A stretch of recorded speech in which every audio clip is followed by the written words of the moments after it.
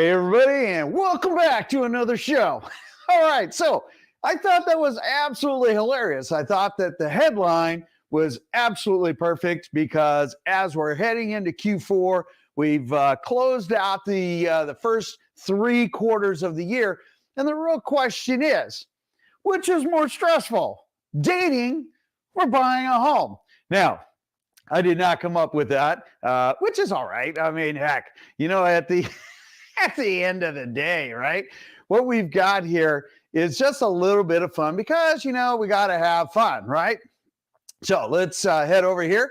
So as you can see, which is more stressful, buying a home or dating?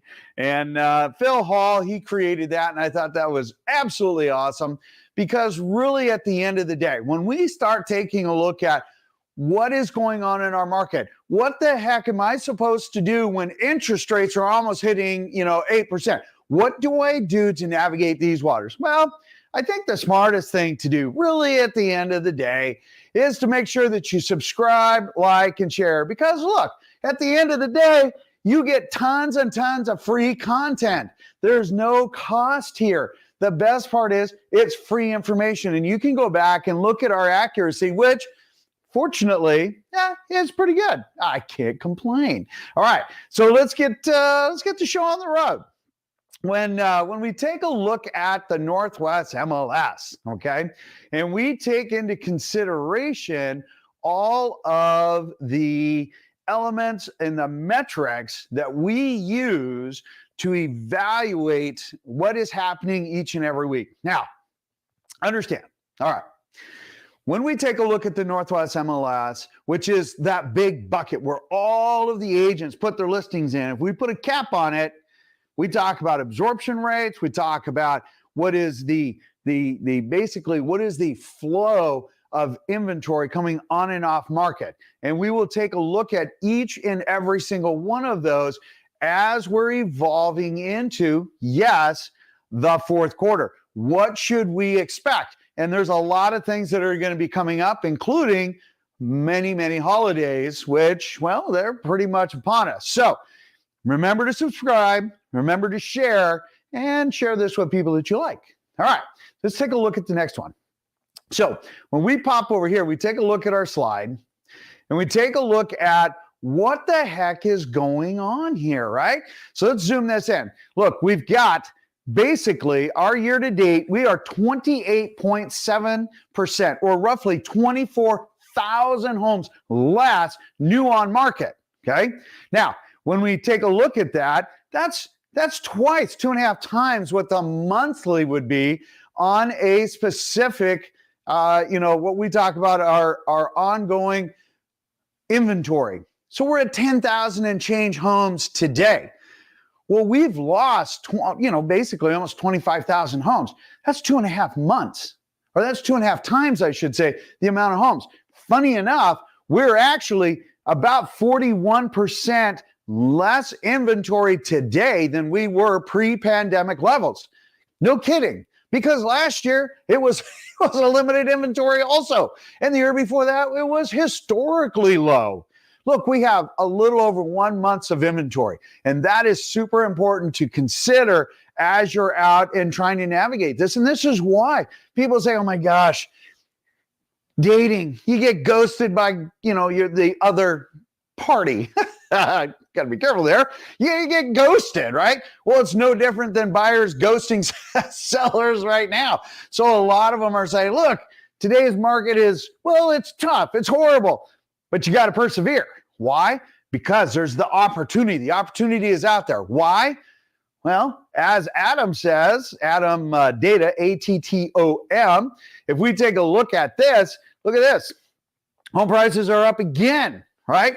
When you take a look at rising home prices occurred with the number of homes declined by 4% year over year. Okay, we know for a fact that the inventory has absolutely been falling off, right?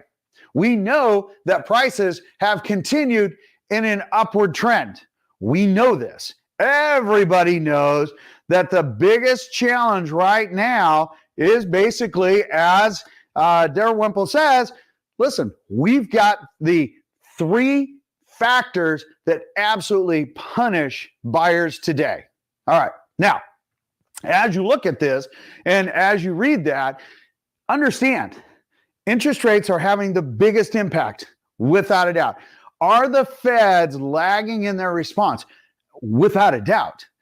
They need to pivot. They need to reverse course, not only on the commercial real estate side, which is the real estate industry that is in deep trouble, and that will also help with the mortgage rates on keeping that down. There's a lot of metrics that, that they look at that they should be pulling back. Even Lawrence Yun at the National Association of Realtors says, hey, listen, the Feds have got to stop. They have got to stop increasing rates. They're getting the positive numbers. Sure, the Feds will want to carry it further, but we can't. We need to they need to stop this, or rates, unfortunately, will hit 8%. That will have a very negative effect all the way around. Even though, item number 2, we have less inventory. We're suffering for inventory, yet there's still a massive pent-up demand. How do we know this? Well, if we take a look at our next chart here, hang on, let's pull this up. We take a look at, the chart of, and we go back here. Hang on a second. I missed my chart. Well, I guess you don't get to see that one. So let's do one a little bit better. Let's take a look at our new construction, because that again is going to show us exactly what is happening. Oh, I found it. There they go. They pointed it out to me. Let's take a look at this. Look at new listings, 939 on the running day average. But when we go down, look at pending, 1,166. And then we have our solds, 850. But if we roll back up, we can see that we have 709 reduced. Now, understand, when we take a look at all of the metrics that are happening, the ones you just saw, look, even the new on market is still, again, less than the number of homes going pending. Pending homes are higher than new on market. That means, very clearly, we still have a massive pent-up demand. Like last week's, the buyers are willing to bear through, to brunt the weight of interest rates to secure their home. We still have limited inventory. People still know that the biggest nut every single month is our housing costs. Now, yes, renting is cheaper in many areas than buying a home. Okay, well, that's fine, but that doesn't solve the problem, because by renting, you're paying me, right? And I get to keep that equity, and I get to retain those earnings. You, on the other hand, as a renter, you don't get any of that. As a homeowner, you do, and you can start creating that equity. Now, the other report that we take a look at when we come in here, if we take a look at what these guys had to say, hey, listen, they said affordability absolutely tanked in Q3. And funny enough, when you take a look at what happened in 2023, Q1, 2, and 3, and then we take a look at the income versus home appreciation, because we're still going up. And in fact, as you can see here, the groups that have the largest disparity where income is not keeping up with housing costs, look at that. King County made the list. Now, that's not for bragging rights, for heaven's sakes. That just tells us that, hey, listen, we are still in a very, very competitive market.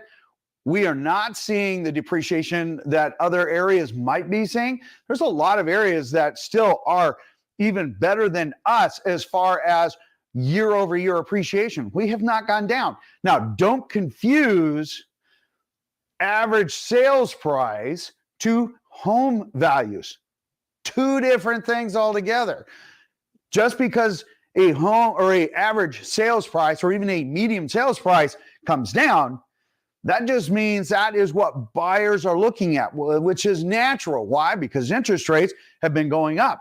And as interest rates go up, your buying power comes down. As interest rates come down, your buying power goes up. That is a natural metric and one that we monitor. But that does not mean that home values are coming down. And that is super important to keep in mind. Now, let's move back to our slides here. Let's take a look at new construction. As you can see, that's a relatively flat line. The light green is inventory available. The blue is new on market. The red is pending. And then, of course, the dark green is sold. Why is that important? That is super important because as we look at this, let's zoom in here.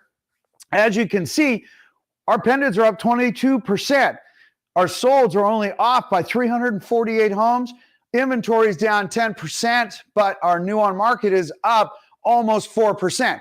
Why is that important? That is super important because new construction with their incentives are outperforming what we call existing homes.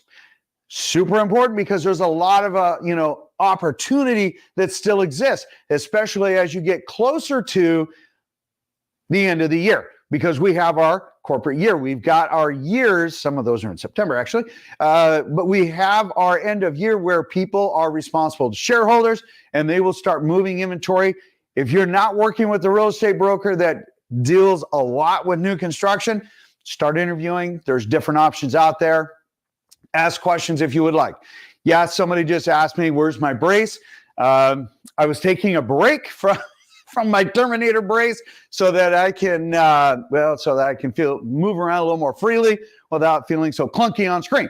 There you go. All right. And when we take a look at our next bit of information here, we talk about not new construction, but let's talk about REOs. REO and the bank-owned industry, because there's a lot of folks out there that are saying, look, our inventory's way up. Oh, it's up 10 homes, over half of Washington state.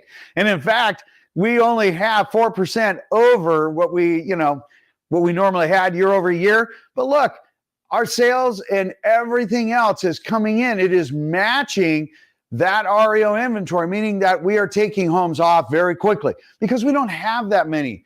To have 57 homes through half of a state, that's nothing. That is nothing. Just understand, when we talk about what are defaults doing, sure, they are going to ebb and flow. But the problem is, or I guess the benefit is, most of the home sellers have equity. The ones that don't, well, maybe they didn't plan as well as they should have, or they did things differently than they should have. However, all things considered, our REO inventory is super low. And in fact, most of the time, a home will come on, boop, it's gone. And in fact, sadly enough, we have more agents put bad information in what we call the wall of shame for foreclosures, because they will put their client in as a bank-owned when they're not. And, we do try and let them know. Sometimes they tell us we're crazy, and I just smile and laugh. Okay. But they've done it. And then every once in a while, I get a text saying, hey, sorry about that. Yeah, you were right. Thanks for letting me know. Hey, we're in this together. Let's make everything better. That's the goal, so that we don't have misinformation out there. All right, moving on. Let's take a look at our next slide here. When we take a look at mortgages that almost hit 8%, that is absolutely staggering. And what is super important about that? Remember when we said watch the treasuries, because your 30-year fixed mortgage and your 10-year treasury, as you can see, even as far back as 1972, they mirror each other very, very close. That is super important to understand, because if you watch the treasury, if they say, oh, the treasuries went up today, well, guess what? Mortgage rates went up too. If they say, hey, treasuries went down, then mortgage rates came down. Why? They're not tied together, but they do follow and have tracked each other consistently for a long, long time. And it's a great metric to watch, which will help you, especially if you're on the verge of locking in. You can see what is happening. That doesn't mean instantly that, the treasuries take a dive and, mortgage rates go with it. There's a small lag, but it is very consistent and a very good metric to pay attention to. So when we take a look at other items, so if we get back here, let's take a look at some of our top headlines. Our top headlines here: home price appreciation continues to defy the odds. New homes, there we go. Highest rates in decades cut mortgages. And of course, mortgage application volumes near record lows. No kidding. So if you need really good information, subscribe, like, share. Make sure that, hey, share it with people that you like, because at the end of the day, smash that subscribe button. Let us know what you're thinking. Keep asking those really great questions so we can answer your questions. Leave them down below. We love to answer them. Normally get back to you in about 30 minutes, except for on Sundays. In the meantime, I'll see you on the next video. It's going to be a beautiful day, and don't have too much fun, and get ready for Halloween, because that's what I'm doing, getting ready for my costume. You never know what I'm going to be. All right. In the meantime, I'll see you on the next video. Take care.